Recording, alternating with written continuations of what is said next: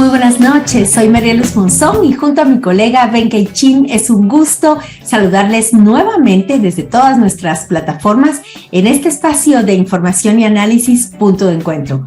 Hola Ben, una alegría iniciar contigo este primer programa del año 2023. Gracias, Marielos. Igualmente, pues es un honor y estoy entusiasmado de arrancar con todo este año. Aprovecho para enviar un saludo a toda la audiencia que pues nos ve en Facebook y también la que nos sigue en todas nuestras redes sociales con el usuario @encuentro_GT. También les invitamos a que se suscriban a nuestro canal de YouTube para no perderse ninguno de estos programas que estaremos lanzando, Marielos. Y hoy es jueves 12 de enero de 2023. Y en el calendario sagrado maya, lunar o cholquij, es el día Ij, que significa jaguar. Es el nahual de la naturaleza y de los altares. Este es un día propicio para pedir fortaleza física y mental.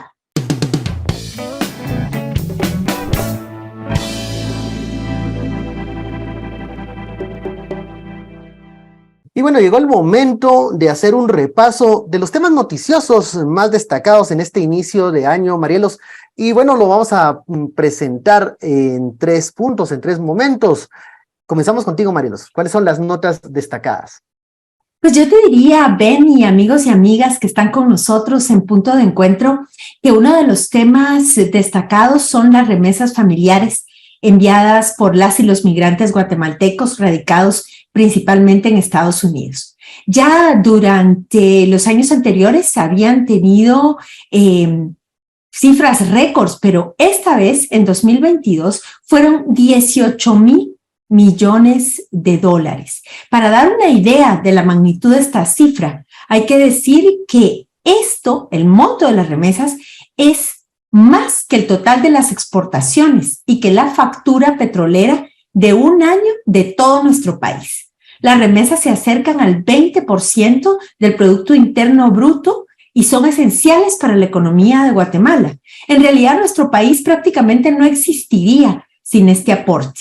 Lo paradójico, Ben, es que las y los migrantes con su trabajo y su sacrificio están dando un aporte sustancial a las economías de Guatemala y de los Estados Unidos, un aporte fundamental. Y lo hacen teniendo que huir de la pobreza, de la discriminación, de la violencia y de la falta de oportunidades. Y lo peor de todo es que a pesar de que su aporte es fundamental también para la economía de los Estados Unidos y por supuesto para la nuestra, son perseguidos aquí y allá, perseguidos en México. Y sin embargo, no sostienen la economía del país. Así que yo creo que esta es una de las notas y de la información más importante que vimos en este fin de año e inicios de 2023. Así es, pese a estos récords de deportaciones, pues las remesas se incrementan. ¿Esto qué quiere decir? Que bueno, no ha existido alguna política que pueda frenar esto, ni tampoco alternativas económicas y de desarrollo aquí en Guatemala para pues persuadir a los guatemaltecos, convencerlos de que no se arriesguen en este sueño americano. Yo me voy un poquito lejos, Marielos, allá por Sudamérica. Vimos estas imágenes que recordaban mucho lo que ocurrió en el Capitolio el 6 de enero, pero del año pasado, pues estoy hablando de este intento golpe a la institucionalidad, a la democracia, este asalto a los poderes del Estado de pues los manifestantes, simpatizantes de Jair Bolsonaro, del expresidente brasileño. Vimos estas imágenes que cargaban con todo, pero creo que más que el daño material es el daño institucional, esa narrativa que hace y debilita a la democracia, sobre todo, y a esto hay que hacerlo notar, cuando los resultados no me convienen, ¿verdad? Cuando yo no gano las elecciones, entonces hay fraude. Cuando el sistema no lo estoy manejando yo, entonces me robaron la elección. Y hay que ver, por otro lado, lo positivo, como si los gobiernos latinoamericanos pues acuerparon a la administración de Luis Ignacio Lula da Silva y es momento ya de parar esta narrativa que golpea, como digo, la institucionalidad y sobre todo el espíritu democrático de los pueblos. Y yo te diría ahí, Ben, que algo muy importante también es el tema de la criminalización. Recordemos que al presidente Lula da Silva lo metieron preso 580 días por un caso que luego se demostró era inventado. Es decir, no lo dejaron competir en la elección que ganó Jair Bolsonaro y luego estuvo preso durante todo este tiempo y se comprobó que el juez que lo había condenado estaba, digamos, confabulado con estas fuerzas que querían que él no participara. Es más, al juez Moro luego lo nombró Jair Bolsonaro como su ministro de Justicia. Entonces esto nos recuerda mucho lo que está pasando también en Guatemala, ¿verdad, Ben? El uso y la instrumentalización de la justicia. Ecos que resuenan hasta por acá, por estas tierras. ¿Y cuál sería la tercera nota, Marielos, que no hay que perder la vista y que hay que seguir muy de cerca? Bueno, pues yo te diría, y creo que es un tema que también vamos a tratar en este punto de encuentro, en este primer programa del año, es el tema de que siguen incrementándose las desapariciones, las muertes violentas de mujeres y los femicidios. Lamentablemente, lo hablábamos en un programa anterior, estamos casi todos los días viendo esta situación de desapariciones de jóvenes, de niñas y de mujeres. Y bueno, llegamos a un acto atroz contra una niña de tan solo 7 años que fue desaparecida, secuestrada, vulnerada, atacada sexualmente y luego asesinada. Yo creo que no es posible que en Guatemala siga habiendo más asesinatos de mujeres que días del año y que no haya una reacción colectiva como sociedad para frenar esta violencia contra las niñas y las mujeres. Yo hago rápidamente una reflexión para los medios de comunicación que abordan y que pues están cubriendo estos temas. Qué bueno que los están cubriendo, pero ¿cómo los estamos cubriendo también? Veíamos en este caso que menciona Marielos, cómo la nota se orientó más a que iban a linchar a tales supuestos atacantes, que si la casa de la zona 18, una nota del mes pasado, se llama la casa cementerio. Estamos trivializando y banalizando estos temas y lo peor, no estamos enfatizando que no son hechos aislados, que están pasando y que se repiten y que hay patrones de conducta que permiten y normalizan ese tipo de violencia. Entonces también un llamado a los colegas y a las colegas periodistas para que también no nos vayamos con ese tipo de narrativas. Efectivamente, Ben, totalmente de acuerdo contigo.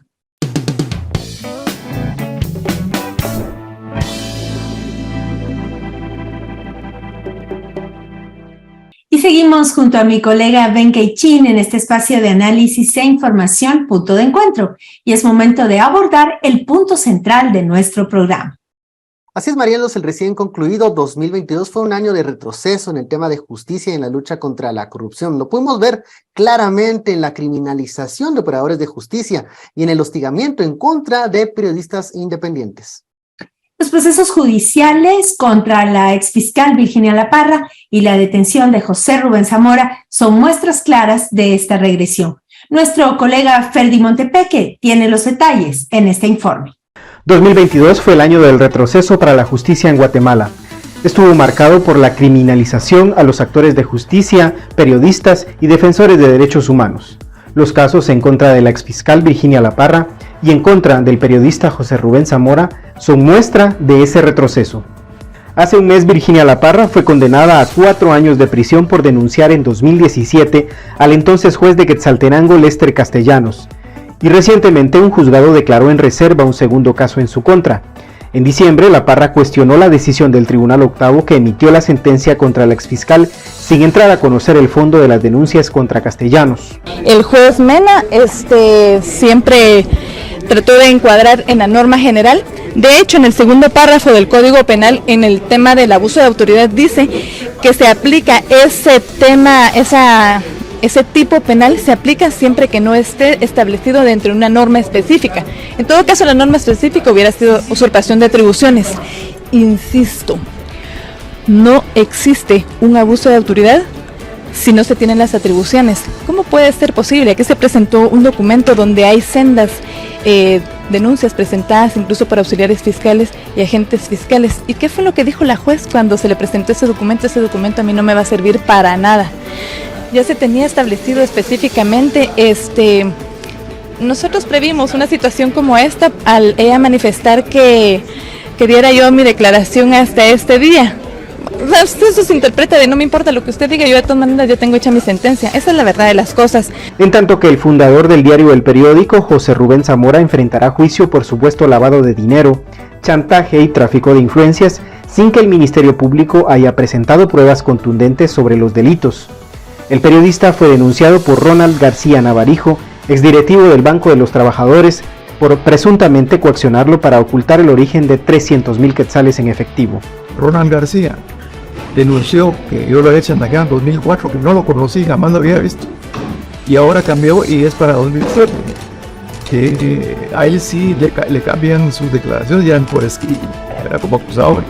Entonces, es extraño que me miren a mí con una vara moral y a él con otra. Porque a mí no, él es un inversionista. En su último informe, la Asociación de Periodistas de Guatemala señaló que la prensa en este país es acechada por un terrorismo judicial. Además, organizaciones civiles temen que este año se incremente la persecución a los actores de justicia como fiscales y jueces. Soy Ferdi Montepeque y esto es Punto de Encuentro.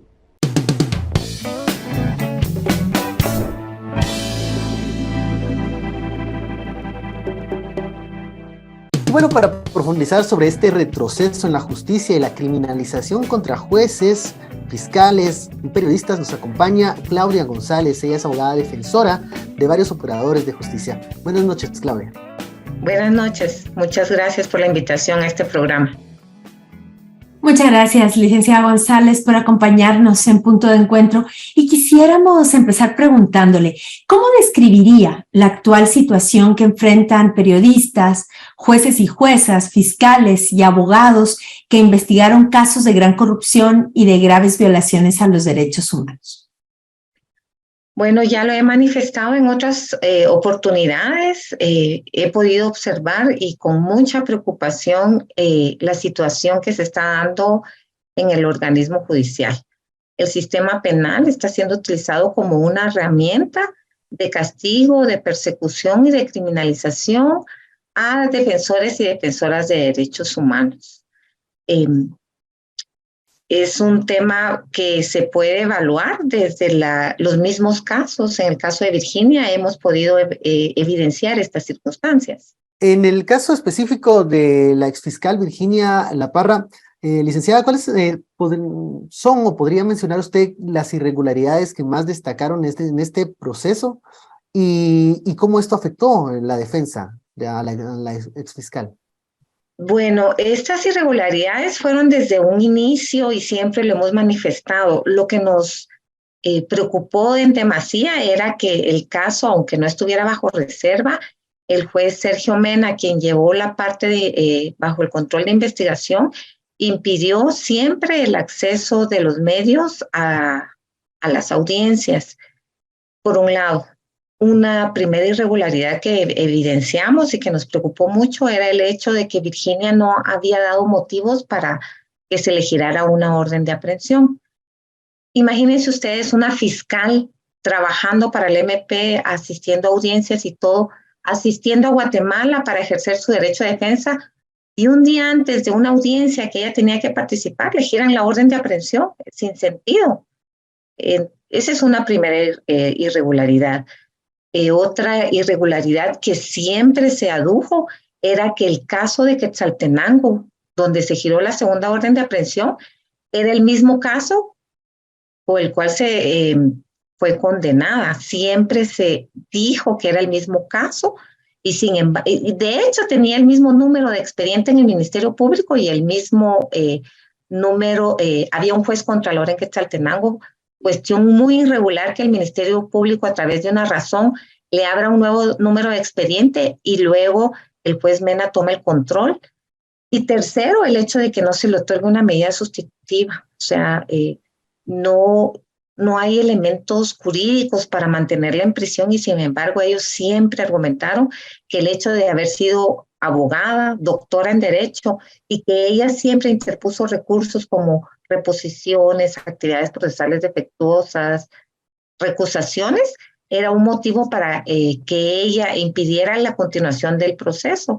Entonces, todas estas irregularidades sumadas se complicó en demasía. ¿Usted diría entonces que hubo un cambio de posición del Ministerio Público respecto del primer caso de Virginia La Parra y este segundo caso de Virginia La Parra? Es decir, primero era un mismo caso y ahora son dos distintos. Si usted no puede explicar eso con un poquito más de detalle. Sí, es un poco complicado porque, ¿cómo les podría decir? Era un mismo caso con un control jurisdiccional en Quetzaltenango. Entonces, por alguna razón, el juez Lester Castellanos pide al juez de Guatemala una acción que se llama pedirle al Ministerio Público que rinda cuentas de la investigación y automáticamente le genera un número en Guatemala. Entonces, esa creación, dijimos, no es legal, es un mismo caso. Y luego el Ministerio Público después, bajo una razón en el expediente de investigación, dice, no, es que el querellante dice que son dos casos y le abre un número diferente. Siempre dijimos que era el mismo caso y sin embargo ellos hicieron esta dualidad teniendo juez contralor. Esa es la situación, o sea, y eso es lo que nos preocupa porque utilizan el sistema, no solo el Ministerio Público, sino que los jueces son permisivos ante estas irregularidades. Entonces es ahí donde nosotros siempre lo denunciamos, lo dijimos, interpusimos los recursos y cuando nosotros decimos a la sala, por favor, revise esa decisión, la sala confirma. Nos damos amparo y el amparo nos dice no, no y no. Y encima, les puedo decir, que nos multaban a los abogados porque decían que era frívolo e improcedente y nos multaban. Siempre ante cada acción nosotros tenemos una multa. Y eso es preocupante porque ante esa situación que está haciendo te están limitando el derecho de defensa de las personas. En este primer proceso, licenciada González, que se siguió contra Virginia La Parra, finalmente se dicta una sentencia condenatoria 9 meses después de que ella estaba ya en prisión. Sin embargo, la misma es conmutable, es decir, que ella podía salir en libertad. Pero dado que había una orden de captura y otro proceso al que usted se refiere en este juzgado de Quetzaltenango, la fiscal La Parra sigue en prisión. Y es más, la jueza de este caso en Quetzaltenango no acepta brindarle una medida sustitutiva. Dos preguntas ahí. ¿Qué posibilidades reales de defensa tiene la exfiscal La Parra ante los tribunales de justicia después de esto que ha pasado? ¿Y en qué se basa o qué buscan ustedes con esta apelación que ustedes acaban de presentar en este segundo caso? Sí, partamos de la primera pregunta, Marielos. Es complicado ejercer la defensa y no esperamos nada. Hemos hecho todos los recursos habidos y por haber presentados. Tenemos fundamento de derecho, tenemos jurisprudencia y sin embargo siguen habiendo las mismas respuestas. Cuando nosotros pedimos 3 veces el otorgamiento de una medida sustitutiva con el juez Mena, dijo que no, porque ella era fiscal y ella retrasaba y que ella podía, o sea, en la fase intermedia dijo que no, porque ya venía la fase del debate. Cuando pasa el juez Mena con la jueza de sentencia, pedimos la revisión de las medidas y la jueza dijo que no, porque ya venía el debate. Y cuando estábamos en el debate pedimos la revisión y ella dijo no, porque ella puede tener contacto con el testigo. Y cuando iba, el testigo obviamente era Juan Francisco Sandoval, su jefe, que era el testigo principal de descargo. Y la jueza con argumentos legales no permite que se tome la declaración de Juan Francisco en otro lugar que no sea el consulado. La ley no decía que exclusivamente en el consulado, pero ella no lo permitió. Y luego, cuando pedimos la revisión de las medidas, dicen que no. Entonces, es como utilizan situaciones legales para impedírtelo y tú tengas una defensa efectiva. ¿Qué podemos esperar de este sistema de justicia? Nada. Y se suma en este momento a la conversación en Punto de Encuentro el licenciado Juan Francisco Solórzano Fopa, abogado defensor del periodista José Rubén Zamora Marroquín. Licenciado Fopa, muy buenas noches. Gracias por acompañarnos también en este espacio. Muy buenas noches, perdón el atraso, pero aquí vamos con todo. Gracias a ustedes por la invitación. Muchas gracias. Y quisiéramos preguntarle, hablando del caso del colega José Rubén Zamora, presidente de Diario El Periódico, ¿cómo describiría usted el papel que ha jugado el Ministerio Público en este caso específico y las decisiones que ha tomado el juez en el marco del proceso contra su cliente? Mire, yo creo que el Ministerio Público definitivamente ha sido un ente encargado primero les diría que de sembrar terror. O sea, la verdad es que esa ha sido una de las funciones, no solo con José Rubén, sino con toda su familia. Sobre todo, además ha sido un ente encargado de censurar, porque lo que ha hecho con el periódico y con la empresa o la entidad que controla el periódico, que es Aldea Global Sociedad Anónima, pues es 100% injustificado, 100% en aras de censurar, insisto, de callar a un medio de comunicación y no en aras en realidad de investigar, pues no sé qué quisieran investigar, pero por ejemplo se me hace completamente absurdo investigar todos los estados de cuentas del periódico desde el 2001 hacia la fecha, cuando nunca se le imputó nada que no haya ocurrido entre fuera del mes de julio del año 2021, ¿verdad? Entonces, ¿cuál es la razón de investigar todas las finanzas del periódico en 20 años? ¿Sí? Todas las finanzas del periódico del señor José Rubén Zamora. O sea, definitivamente no es una función de investigación objetiva. Lo que está haciendo, insisto, es una función de represión, censura y pues infundir terror en la población, en los medios de comunicación y específicamente en José Rubén Zamora y su entorno cercano. Juan Francisco, durante una de las audiencias el MP solicitó que se le investigara a usted por obstrucción a la justicia. Luego, en una columna más tarde, José Rubén hablaba de cómo el juez le limita el derecho de defensa atacando a sus abogados. ¿Qué implicaciones tiene esto y cómo se afecta la defensa del periodista? Mire, lo que quieren es que definitivamente no se ejerza una defensa técnica. O sea, desde el día uno, yo soy el quinto abogado de José Rubén Zamora, ¿sí? Yo llevo el caso aproximadamente un mes antes de que venza el plazo de investigación, después de que José Rubén pues pasó por varios abogados privados a quienes los criminalizaron y a quienes los están criminalizando y están siendo sujetos de investigación. Por último pasa por una abogada de la defensa pública que en realidad pues no tiene muy poco tiempo y pues de ahí me incorporo yo a la defensa. Sin duda alguna, este proceso de criminalización ha venido desde el Ministerio Público y sobre todo comandado por el juez, que como bien lo dice José Rubén en su columna, el juez ha sido quien ha dirigido este proceso de terror, ha sido quien ha coaccionado y quien ha limitado constantemente la defensa técnica.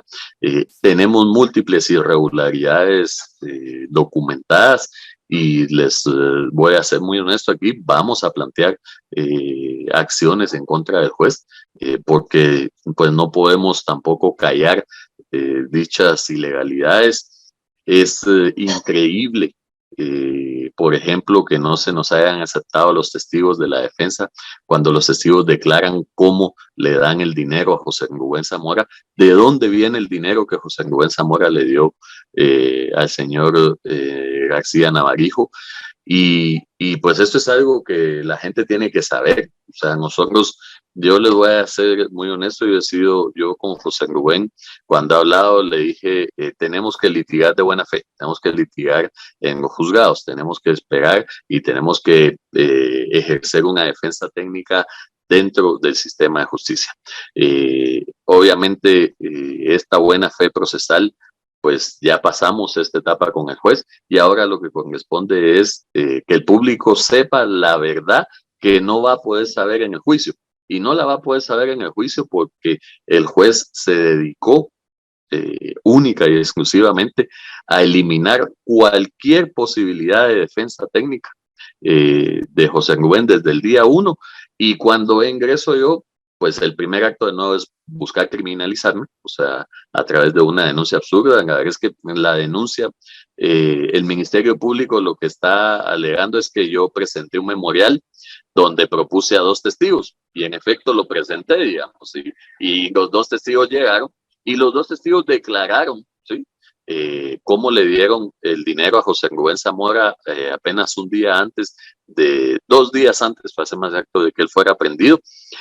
Y además no solo declararon eso, ¿sí? Sino que llevaron la documentación, ¿sí? Certificaciones del Banco Industrial, certificaciones de los cheques, certificaciones de los estados de cuenta, o sea, cosas que son imposibles de inventarse, ¿sí? O sea, tal vez uno se puede inventar 2 testigos, pero yo no me puedo inventar estados de cuenta del Banco Industrial, no me puedo inventar transacciones bancarias, no me puedo inventar certificaciones de cheques, digamos, ¿sí? O sea, todas esas situaciones son cuestiones que yo no me puedo inventar, y que José Rubén Zamora tampoco se puede inventar, ¿sí? Porque el Ministerio Público pidió las autorizaciones judiciales, documentó que todo eso era cierto, y entonces, pues, lo que hacen es presentarme una denuncia por haber presentado a estos testigos, ¿sí? O sea, ordenan investigar a los testigos, con lo cual yo no tengo ningún problema, y ahí vamos a otra ilegalidad que comete el juez. No es ilegal investigar a los testigos, lo ilegal, y que de hecho yo se lo dije al juez en la audiencia, es que nosotros solicitamos en primera instancia investigar al testigo del Ministerio Público y el juez lo negó, digamos. O sea, ¿cómo es posible que el mismo juez niegue investigar a un testigo pero ordene que al otro sí? ¿En qué estamos, digamos, en este tipo de cuestiones? Y definitivamente consideramos 100% ilegal que no haya admitido, que haya eliminado básicamente la prueba de la procedencia del dinero. Nosotros logramos documentar a través de la prueba que se eliminó 265,000 quetzales que vienen directamente del sistema bancario nacional, de transacciones 100% legales, transacciones 100% lícitas, y los otros 35,000 quetzales, pues es un dinero que José Rubén Zamora tenía en efectivo y que se lo da al señor. Además, ustedes que están en la prensa, un periódico maneja dinero en efectivo por múltiples situaciones, varias de esas es porque además se vende en efectivo, aunque el periódico no ingresaba tanto de esa cuenta, pero siempre se maneja una cierta cantidad en efectivo. Y eso es 100% legal, o sea, nosotros demostramos, insisto, la procedencia del dinero. Hay otro aspecto, por ejemplo, que a mí sí me llama poderosamente la atención con el juez, y es que el Ministerio Público ofrece un informe de la Intendencia de Verificación Especial de supuestas transacciones sospechosas que en realidad fueron desestimadas, y el mismo informe lo dice, del señor José Rubén Zamora en el pasado, de hecho son de años anteriores. Nosotros aceptamos el informe. Cuando el Ministerio Público ofrece ese informe, es aceptado por el juez, y nosotros lo que le pedimos al juez es: ok, señor juez, nosotros queremos que los expertos, ¿sí?, de la Intendencia de Verificación Especial que elaboraron ese informe vayan a declarar al juicio, y queremos que nos expliquen ese informe, y queremos que, por favor, pues estos expertos, insisto, o sea, no hay gente más experta que trabajadores de la Intendencia de Verificación Especial, que su función específica es combatir el lavado de dinero. Y entonces los queremos llevar al debate. Y la respuesta fue: no, no los vamos a llevar al debate, no son necesarios. ¿Para qué ustedes quieren expertos en lavado de dinero? O sea, a mí se me hace completamente inconcebible, ¿sí?, que si el juicio se trata de lavado de dinero, ¿sí?, a nosotros no nos permitan llevar a expertos en lavado de dinero. Y encima de todo, son expertos que rindieron un informe, que el informe sí fue aceptado, que el Ministerio Público lo pidió. O sea, yo no entiendo cómo, si el Ministerio Público pidió un informe, después no acepta a los testigos de ese informe. O sea, quizá porque ahí vemos como las contradicciones, ¿verdad, licenciado Solórzano? Le vamos a volver con usted un momentito, porque justo teníamos unas preguntas sobre ese caso específico, pero quisiéramos preguntarle a la licenciada Claudia González, escuchando al licenciado Juan Francisco. Licenciado González, ¿qué similitudes ve usted entre el caso de José Rubén Zamora y el caso de Virginia La Parra? Las similitudes son evidentes, porque es una limitación al derecho de defensa, de proponer medios importantes, digamos. Para nosotros ha sido como muy duro ser personas de derecho y respetar los principios constitucionales, y vemos como aquí el juez se cree un Dios que tiene la razón y dice, a mí no me sirve y no lo acepto. ¿Bajo qué concepto? Si es a la defensa quien tiene que servirle y la ley lo dice. Mientras le sirva para su defensa, lo deberían de aceptar. Pero igual, el juez Mena en su momento dijo que no le servían, que no le interesaba. Mucha prueba. En el caso de Virginia, que iba a servir para su defensa de descargo, no fue aceptada. Entonces, esas son las similitudes. O sea, ellos se creen que pueden disponer de algo tan importante como es la libertad de la persona, independientemente también de que también el Ministerio Público hace lo propio. Mucha similitud. En el caso del señor Zamora, pues es la FESI. En el caso de Virginia es Asuntos Internos, pero que son muy burdos, muy incompletas, muy responsables en la investigación, y es el juez el que siempre trata de solventar esta situación para lograr una acusación. En la audiencia se hizo mucho énfasis en una cifra de los 300,000 quetzales que lo acusa el MP del tema de lavado. La defensa justifica la procedencia de 240 y bueno, incluso hasta el juez lo dice en su resolución al final. Como no se justificó el total de esta cifra, parte como uno de los argumentos fuertes de la MP. ¿Por qué no se hizo esa justificación completa, licenciado? Vamos a ver, nosotros justificamos 265,000 quetzales 100% bancarizados, ¿sí? Okay. 240,000 provienen de un contrato, Okay. un contrato de una compraventa de arte, que son esos 240,000 a los que hacen referencia el juez. Que el juez al final no le queda otra que aceptar que existe el contrato, ¿sí? O sea, él tiene que aceptar que se dio la transferencia, porque las transferencias ahí están, ¿sí? O sea, las transacciones bancarias existen, ¿sí? Los testigos existen, ¿sí? Los testigos dicen, yo le di el dinero a José Rubén Zamora. Además, dicen como el dinero, ¿sí? Salió del banco, iba con los cintillos del banco. Y ese es un tema bien, bien importante, porque se ve, y de hecho el abogado Falla, que es el abogado del querellante, lo dice él mismo en la audiencia. Mira, ahí se ven que el dinero tiene los cintillos del Banco Industrial, ¿sí? O sea, hay videos, ¿sí?, de cuando se entrega el dinero, que el dinero venía con cintillos del Banco Industrial.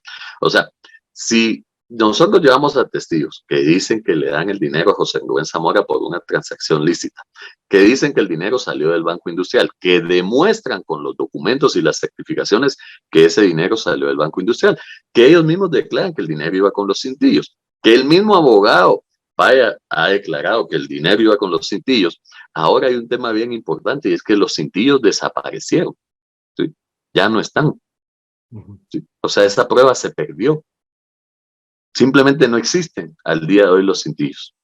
La cadena de custodia ahí no existió. Cero, o sea, cero, 100% perdida, ¿sí? Lo destruyeron a los técnicos de ICRI, aparentemente cuando el dinero, los cintillos se pierden. Y de hecho el juez al final lo que dice, no, los cintillos no importan, porque igual puede tener cintillos y puede venir de un secuestro. Por supuesto que importa en este caso. No estamos hablando de un secuestro, estamos hablando de lavado de dinero, donde lo importante es establecer la procedencia del dinero, ¿sí? Entonces, nosotros logramos establecer de forma bancarizada 265,000 quetzales y 35,000 quetzales que se dieron en efectivo. No es delito tener 35,000 quetzales en efectivo. Que cualquiera de ustedes me diga que es delito, que ellos puedan decir que es delito tener 35,000 quetzales en efectivo. Por supuesto que no. Y además de esto, hay cero denuncias, ¿sí? Cero denuncias de chantajes de ninguna persona que dice que ese dinero provenga de un acto ilícito. O sea, no solo ellos no pueden demostrar que el dinero proviene de un delito, sino que nosotros estamos demostrando que el dinero proviene de una actividad 100% lícita. Entonces, el juez, vamos a ver que este es un razonamiento en lo personal completamente absurdo, ¿verdad? O sea, ¿cómo es posible que el juez no permita que se lleve la prueba de los 265,000 quetzales, porque no son solo 240, porque además hay otra situación, es un delito de lavado de dinero? El juez no aceptó ningún estado de cuenta de mi patrocinado. O sea, ¿Por qué lo investigaron desde el 2001 al 2021? ¿Sí? Pidieron todos sus estados de cuentas de todas sus cuentas.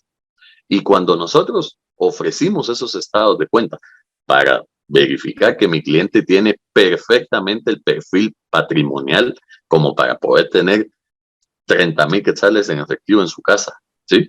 Porque eso, para eso sirven los estados de cuenta, para crear un perfil patrimonial. No los aceptaron, ¿sí? Licenciado Fopa, ¿y nosotros podemos conocer en este momento, o ustedes no consideran prudente saber quiénes fueron los testigos que ustedes propusieron y que el juez rechazó? Por supuesto, o sea, de hecho, mire, yo no quisiera, o sea, los testigos no están bajo reserva, los nombres de ellos, sinceramente no quisiera centrarme en los testigos porque creo que han sufrido, están sufriendo, para empezar, una persecución penal de parte del Ministerio Público, una persecución penal ordenada por el juez. Porque más allá, después de que los investigaron, porque de hecho han investigado sus estados de cuenta, los estados de cuenta de su empresa, porque es una persona de apellido Girón, quien es pues el dueño de una empresa, de una entidad mercantil, que dice, mire, yo saqué el dinero de esta entidad y yo lo hice para comprar una obra de arte del pintor Edmar Rojas, que por cierto el MP hasta sugirió que lo habíamos matado. Que Zamora tal vez dice que es sospechoso que sea una obra de arte del señor Rojas y que ya se murió, dicen. O sea, no, es una cosa increíble, pero la verdad es que este señor de apellido Girón, pues comparece ante el Ministerio Público, lleva todos los cheques, estuvo más de 10 horas en un interrogatorio, ¿sí? Y aquí vamos a otra cuestión, otra ilegalidad. Esto para mí además es una falsedad completa, flagrante. El juez toma la declaración del testigo y dice textualmente, ¿sí? Yo siento de leer esta declaración, yo presiento y me da la intención de que el testigo se siente estafado. En la declaración, ¿sí?, testimonial al testigo le preguntan, miren, ¿a usted lo estafaron? No, a mí no me estafaron. Yo lo que pasa es que a mí me faltó hacer un tercer pago, que ese es otro elemento importante. Y digo que es un elemento importante porque, de hecho, el contrato era por 300,000 quetzales. ¿Sí? Lo que hace José Rubén Zamora es que pone dinero en efectivo de su bolsa, porque él sabía que le iban a pagar la otra parte del contrato. ¿Sí? Y falta un tercer pago para que le dieran el cuadro. Y el testigo dice, mire, que no me dieron el cuadro porque no hice el tercer pago. Y cuando hice el segundo pago, a José Rubén Zamora lo metieron preso al día siguiente. Entonces José Rubén Zamora pues no me pudo entregar el cuadro porque está preso. Y todavía le dicen, mire, pero usted se siente estafado o algo. No, yo tengo confianza en que José Rubén pues me va a dar el cuadro y cuando yo le pague el último, pues si resuelva esto, me va a dar mi cuadro. ¿Sí? O sea, encima de todo el juez se pone a decir cosas que ni siquiera están en la declaración, o sea, dice mentiras flagrantes en audiencia, ¿sí? O sea, se inventa medios de prueba. O sea, sinceramente es una cuestión muy grave. Nosotros estamos documentando todo esto, afortunadamente tenemos videos, audios de todas estas circunstancias y vamos a tomar las medidas que en este caso consideramos necesarias en contra del juez, porque creemos y estamos 100% convencidos que el juez ha cometido varios delitos y pues vamos a presentar las denuncias respectivas. Con la licenciada González, a ver, ¿qué papel juegan en este proceso de criminalización lo que vemos en redes sociales, esto que se filtra, esta información que se filtra también en algunos perfiles, y cómo esto afecta a los operadores de justicia, a los jueces, incluso a los periodistas en su quehacer diario? Licenciada Claudia. Sí, gracias. Vemos cómo esto funciona como un efecto intimidante o un efecto de provocar miedo.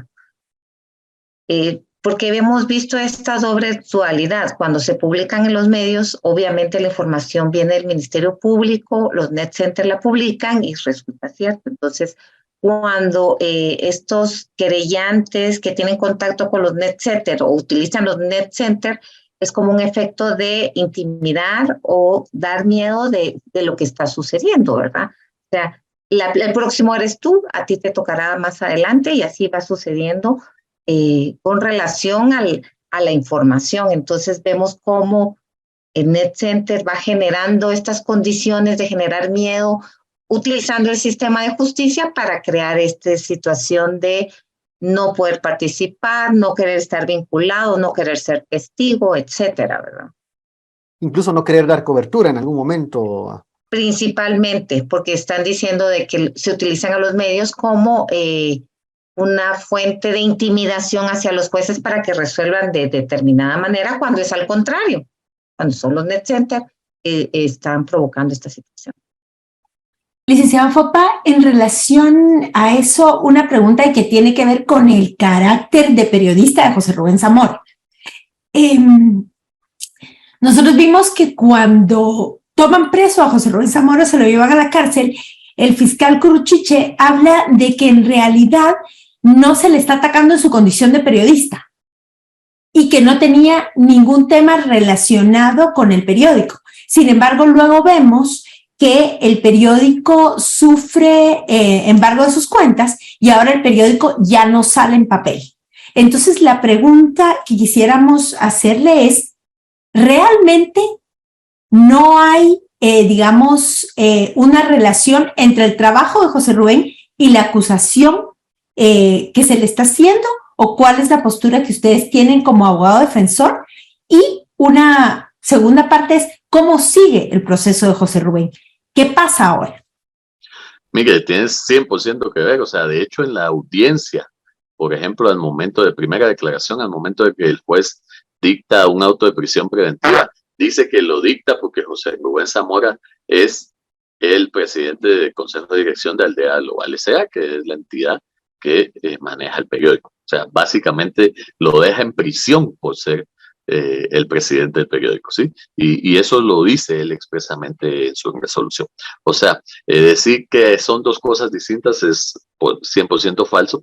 Hay que decir además que aunque en los medios de comunicación salió y el juez dice, voy a levantar los embargos de las cuentas, al día de hoy hay por lo menos 3 cuentas que siguen embargadas, ¿sí? Hay 3 cuentas del periódico que siguen embargadas, que tienen dinero, pues no grandes cantidades, pero que sí tienen cantidades de dinero embargadas, que cualquier cantidad de dinero hoy por hoy sirve para pagar, aunque sea 2, 3 salarios, hay dinero en esas cuentas y siguen embargadas, ¿sí? O sea, ¿cómo es posible que si contra el periódico no se ha hecho absolutamente nada, ni siquiera una acción civil, menos una acción penal? En la acusación no se dice que a José Rubén se le esté acusando por ser presidente del periódico, sin embargo se le deja preso por esa circunstancia y se dice sí en la acusación que él aprovechaba esa circunstancia para chantajear, no dice a quién, pero supuestamente esa es la imputación. Entonces, y por otro lado vemos que siguen embargadas las cuentas del periódico, entonces es imposible que el Ministerio Público a estas alturas pues quiera sostener esa circunstancia, ¿verdad? Esto tiene 100% que ver con que el señor José Rubén Zamora sea periodista y sea director de un medio de comunicación. Licenciado, hay una persona, una señalada, sindicada en este caso, que pues no está en prisión, es la gerente financiera de Aldea Global. Ella acepta, reconoce uno de los cargos. ¿Esto perjudica el proceso o la estrategia de defensa del periodista Zamora?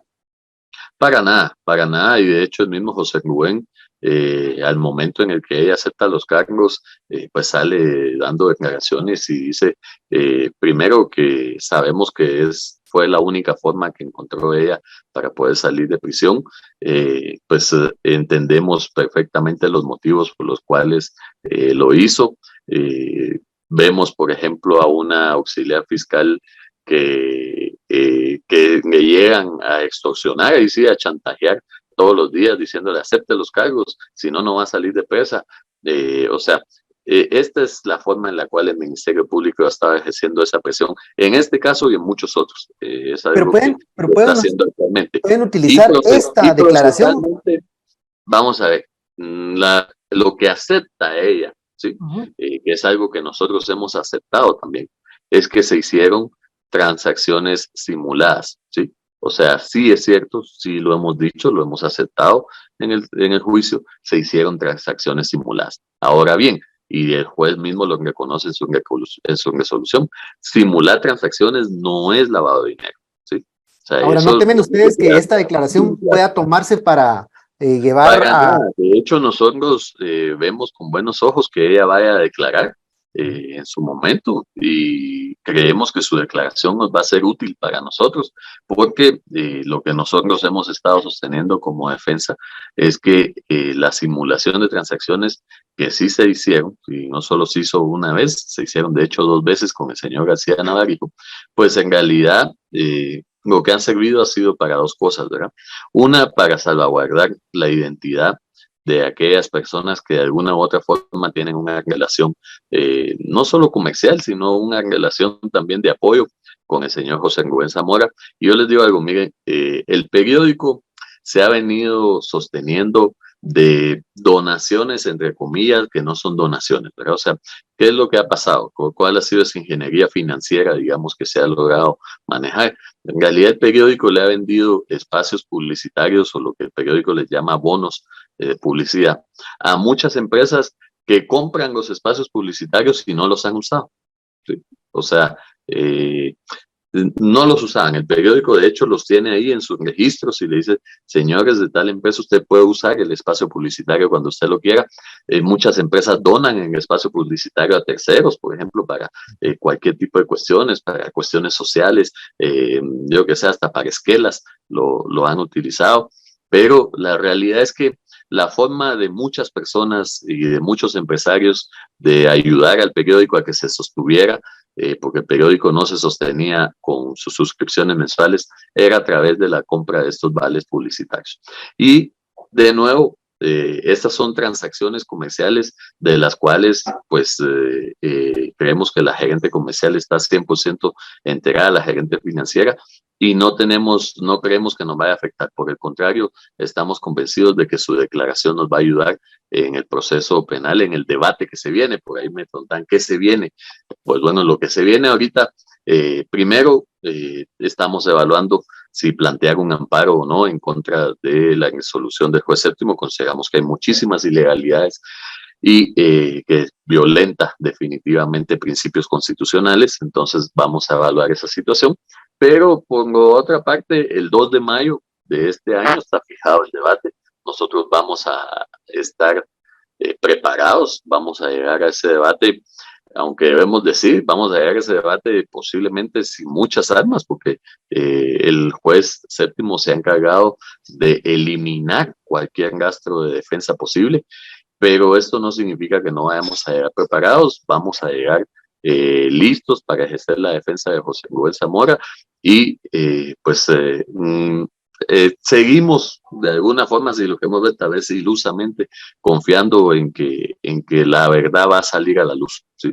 Eso es lo más importante para José Rubén, que se sepa la verdad, que se sepa la procedencia del dinero, que se sepa que él nunca ha utilizado dinero ilícito o proveniente de ninguna actividad ilícita, y que se pueda demostrar pues que él jamás ha realizado ningún acto contrario a la ley.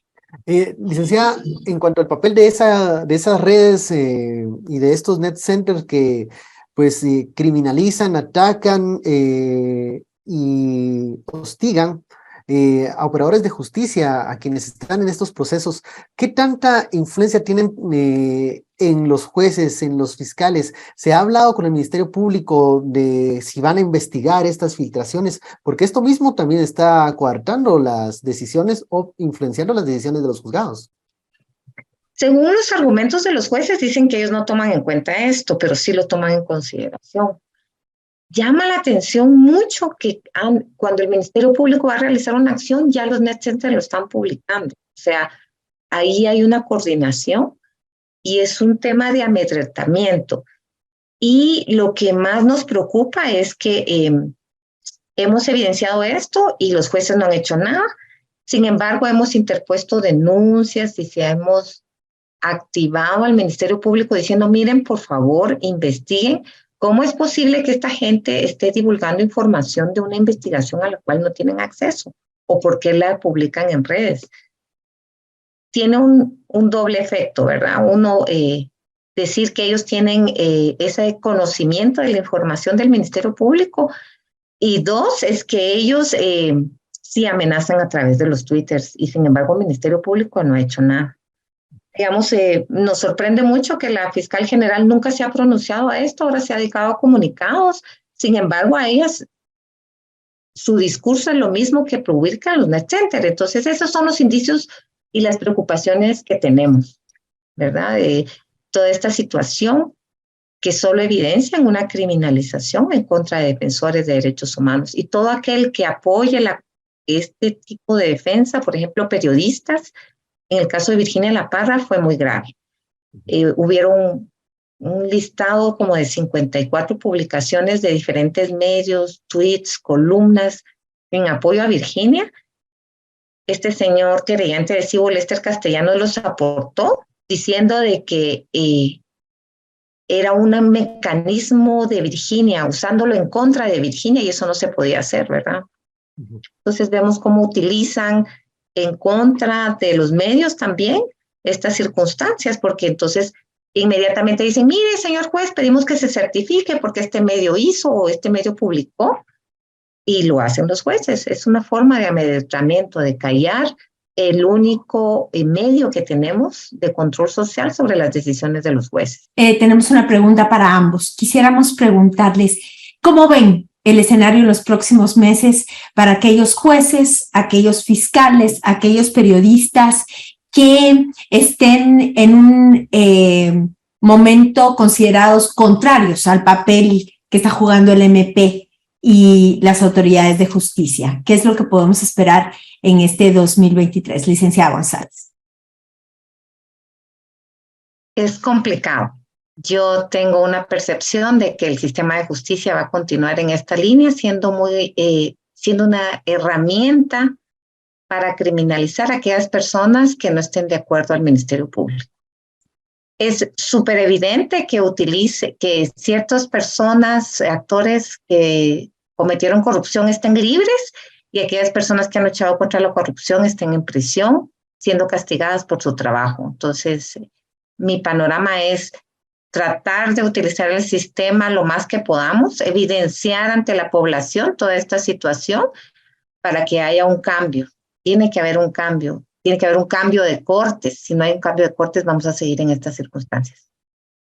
Licenciado Fopa, la misma pregunta para usted.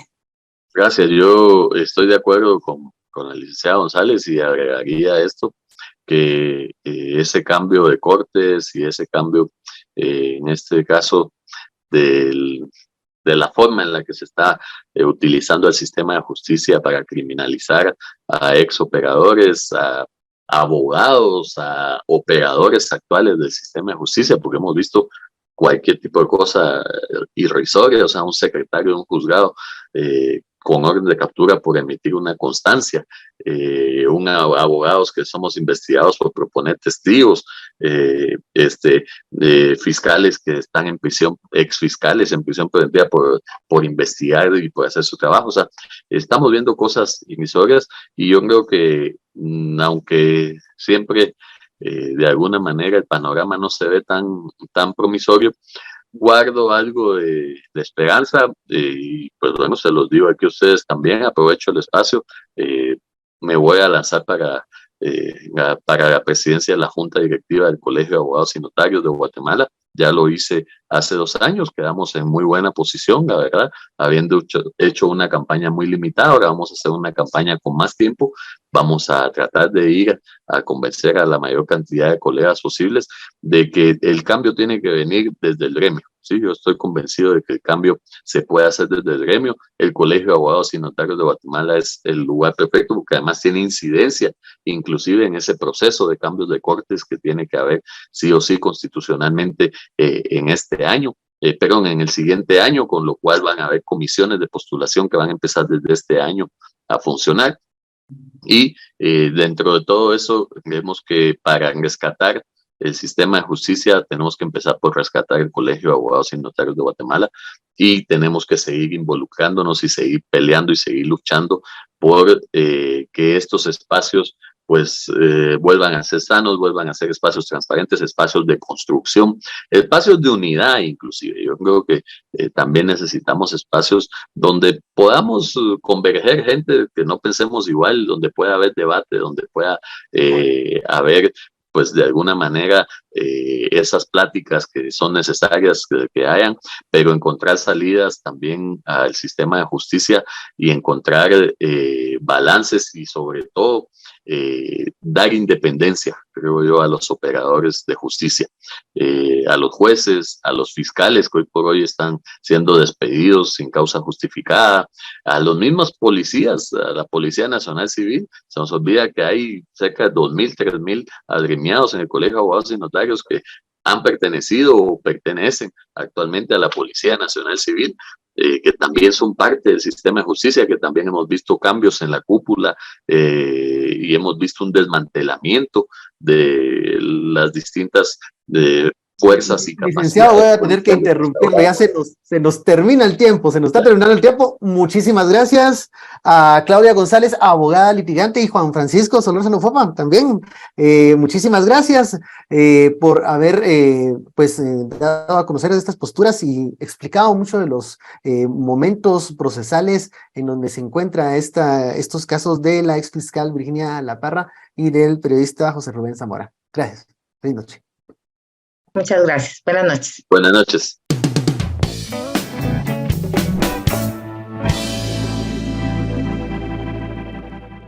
Y llegamos al segmento Las Poderosas, un espacio de punto de encuentro para conocer las historias de mujeres que son ejemplo de lucha, compromiso y transformación en Guatemala.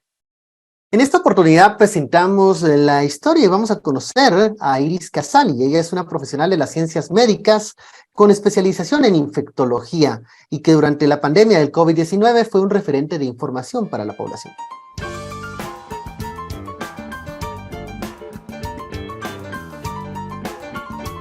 ¿Quién es Iris Casali? Bueno, el nombre es Iris Casali. La persona es una guatemalteca, mujer, amante de la medicina,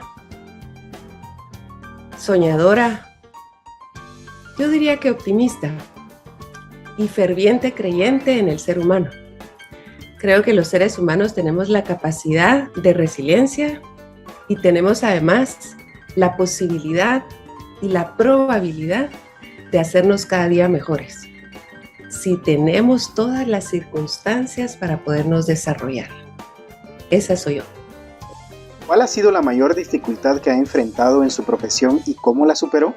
Y tal vez suena un poco anticuado, un cliché, pero creo que el machismo. El machismo, que pensaría yo, se encuentra radicado o enraizado no solamente en el hombre, sino en la mujer también. Las mujeres podemos hacer mucho por nosotras mismas. ¿Cuál cree que es su mayor aporte al país? Yo creo que voy a dividirlo quizás en dos, porque la pandemia quizás fue un parteaguas. Basado en lo que le comentaba de las dificultades que he encontrado, uno de mis mayores retos o desafíos ha sido darle a las personas que me rodean la oportunidad de crecer.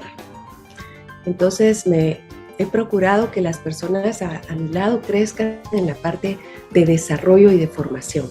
Creo que el mayor aporte que uno puede dar es compartir lo que uno sabe con los demás para que los demás suban y sean mejores personas.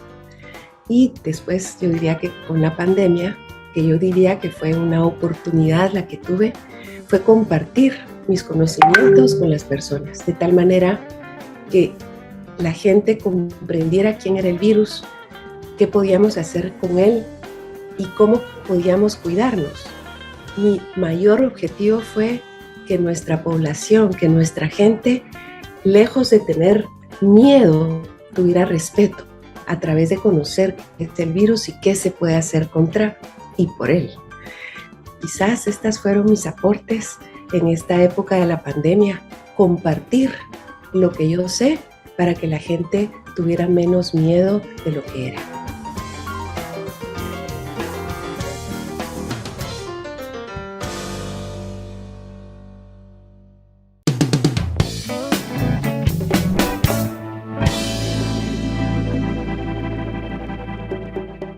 Guatemala lamentablemente sigue siendo escenario de crímenes atroces cometidos contra niñas y contra mujeres.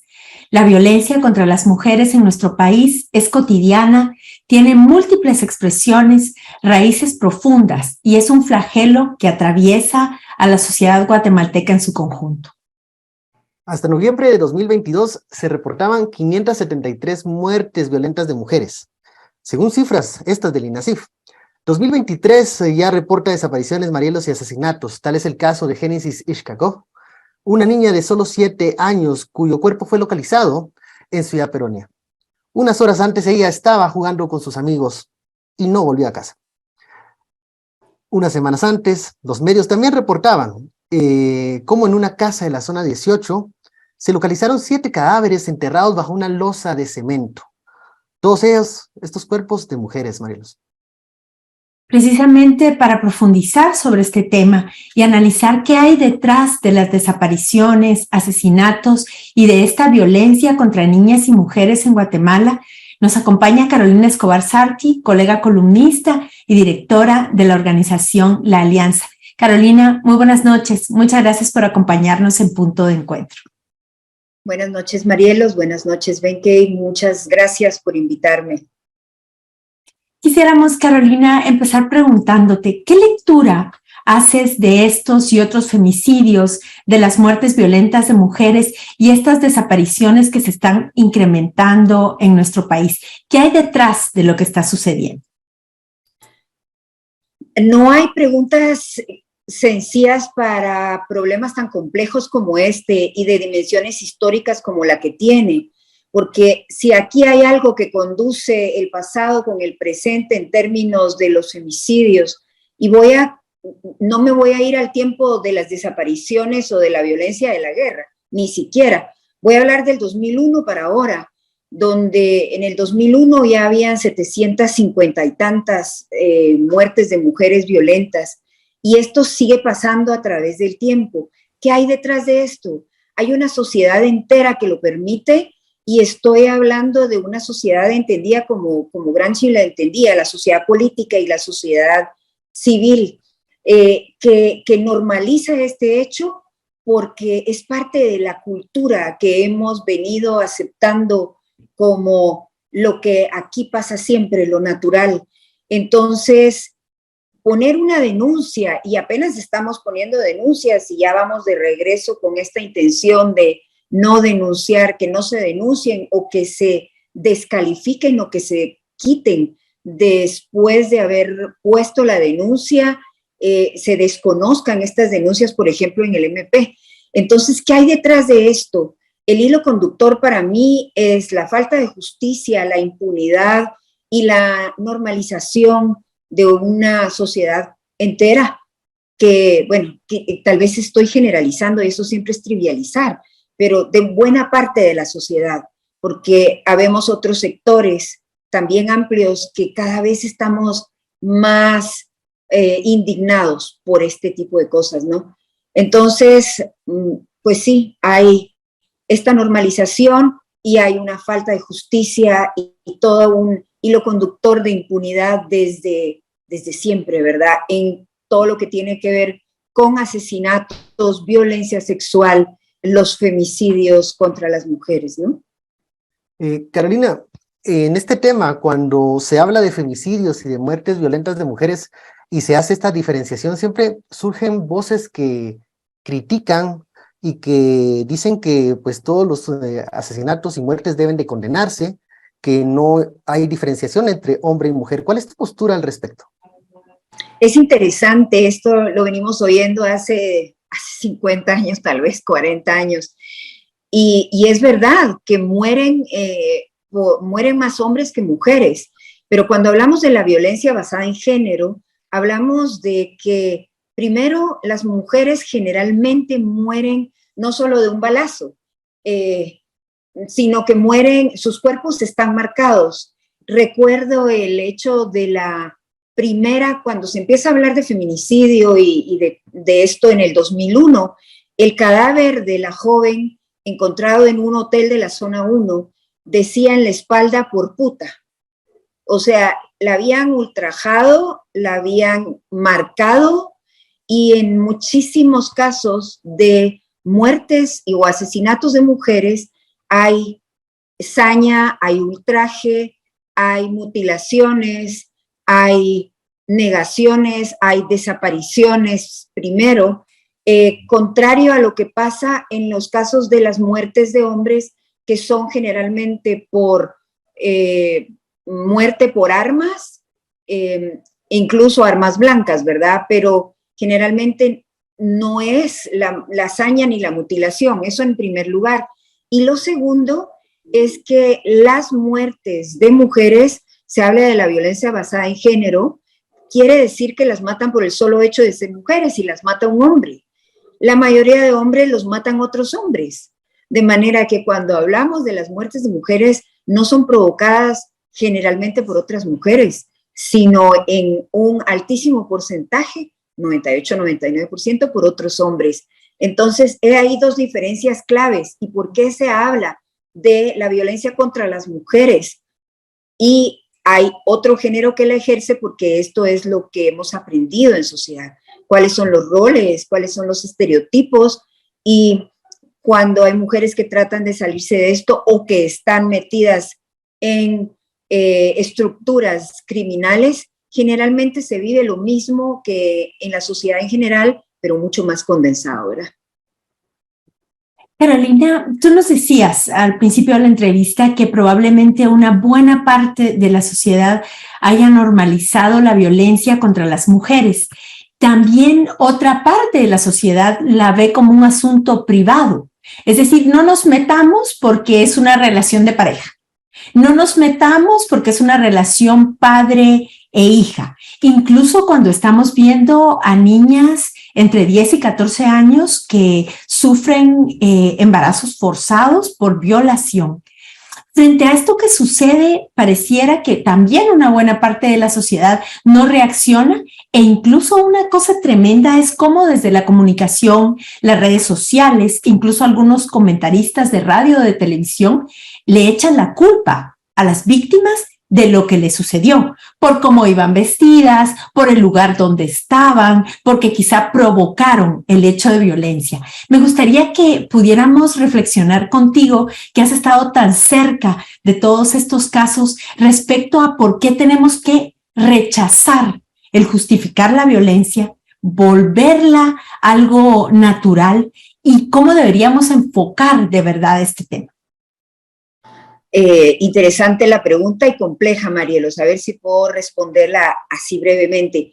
Lo primero es que el silencio ha sido una característica fundamental para cualquier tipo de violencia en nuestra sociedad.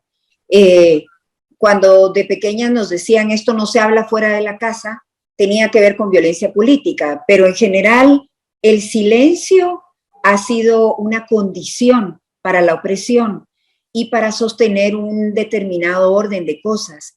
Y le funciona muy bien a un orden que necesita esa complicidad del silencio, de la normalización de las violencias en los cuerpos de las mujeres y las niñas y las adolescentes. Sobre todo, a mí me da mucha rabia cuando hay alguien que nos dice, tenemos una niña de 9 años y dice, es que esto lo provocó ella.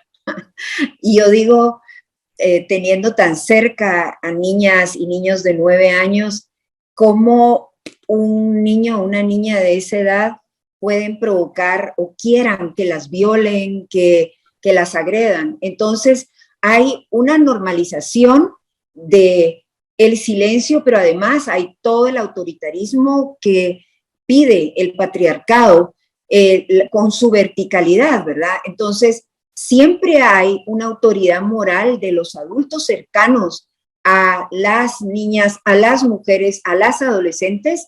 En el caso de mujeres y hombres, lo normal es que los hombres tengan la última palabra sobre lo que hay que hacer. Entonces, estos son todos los estereotipos y roles socializados dentro de esta Guatemala. La socialización hace que el silencio sea un mecanismo de control perfecto. Y los trapos sucios se lavan en casa, antes se decía más, pero ahora los mecanismos son más sutiles para evitar la denuncia. No tenemos una ley de acoso callejero, cada vez están sacando más del ámbito de la denuncia, las mismas denuncias que han puesto las mujeres dentro del MP, a las niñas y a las adolescentes las encierran en sus casas en vez de, digamos, generar entornos más seguros y confiables para ellas. Entonces, estamos haciendo todo para reproducir el orden de siempre, solo que con mecanismos más sutiles. Estamos yendo a trabajar, pero no existe ninguna norma contra el acoso laboral. Estamos saliendo a las calles, pero sabemos el peligro que representa estar en las calles a ciertas horas. Estamos, por muchas razones, estamos comenzando a denunciar, pero cuando denunciamos nos cierran las puertas. Entonces, creo que esto tiene que ver con esto que hablábamos al inicio. Cuando en una sociedad ha habido mucha impunidad alrededor de un hecho que con frecuencia se comete, digamos, contra un delito, porque cuando hablamos de desapariciones, las venimos hablando desde el tiempo del conflicto armado, ya hablábamos de todas las desapariciones de niños, niñas y adolescentes, y quiénes eran las que permanecían, digamos, más en esta condición. Pero hoy, cuando vemos las alertas Alba Kenneth, que no siempre la información es precisa, pero cuando empezamos a sumar y restar, las que más quedan desaparecidas son niñas y adolescentes. Antes eran entre 13 y 16 años, ahora la edad ha bajado, sobre todo después de la pandemia, que hemos notado que las niñas y adolescentes se encerraron con los agresores y tuvimos más embarazos forzados, más maternidades impuestas, etcétera. Pero esto está sostenido. O sea, no son extraterrestres los que cometen este tipo de delitos. Es una sociedad que sostiene esta impunidad, este orden, esta normalización, ¿verdad? Entonces, hay mucho que hacer a todos los niveles, más allá de las políticas, los presupuestos. Yo diría que la participación de las niñas, las adolescentes y las mujeres en su definición como sujetas de su propia historia, de sus propias narraciones y sus cuerpos, es fundamental. En este tema, Carolina, no podemos negar que ha existido una ola de avance que ha impulsado una serie de aprobaciones en materia legislativa, en presentación de políticas públicas para avanzar en el tema de la protección de la mujer. Pero aún no se materializa esa protección, no hay, o sea, aún falta, pareciera que me ha contestado la pregunta, creo que la mitad en la respuesta anterior, pero ¿qué es lo que hace falta? ¿Esa voluntad o ese cambio de la cultura de decir, bueno, ya cumplimos con los protocolos, con los compromisos internacionales, pero no hacemos realidad la protección? Una cosa son los marcos normativos y otra cosa es la justicia real, ¿verdad? Hay un montón de litigios maliciosos que se dan alrededor de los casos de violencia contra las mujeres o los femicidios. Tenemos desde el caso de Cristina Sicavisa y muchísimas más. Cuando tú nombrabas los cadáveres que encontraron en Lomas de Santa Faz, 7 mujeres bajo una losa de concreto, queremos ver hasta dónde llegan las investigaciones realmente, porque es cierto, tenemos marcos normativos, ratificaciones de convenios a nivel internacional de parte del Estado de Guatemala, pero ¿qué pasa con una sociedad y una cultura bastante conservadora que además está amarrada? Por ejemplo, yo no tengo nada en contra de las posturas o de las creencias religiosas de cada quien. Para mí, respetarlas es fundamental, pero sí creo que hay una responsabilidad de las iglesias también en mantener un orden que ha permitido innumerables violencias contra las niñas, adolescentes y mujeres. Y si hacemos un estudio de cada institución de la sociedad guatemalteca, vamos a ver cómo muchísimas instituciones tienen una corresponsabilidad en esto, desde la familia hasta la academia, pasando por la iglesia y otras más. Entonces, yo creo que si los marcos normativos no se aplican y la impunidad persiste, que es un tema fundamental, si la impunidad sigue siendo el hilo conductor, vamos a seguir hablando de 700 femicidios anuales. Yo me acuerdo cuando se hablaba de los femicidios de Ciudad de Juárez, habían sido 300 y pico en 10 años, y nosotros duplicamos y más de duplicar la cantidad anualmente desde el 2000 y 2001. Si sumamos todo lo que ha pasado en estos 22 años, es de escándalo. Y la sociedad ni pasa por ahí, no pasamos por ahí.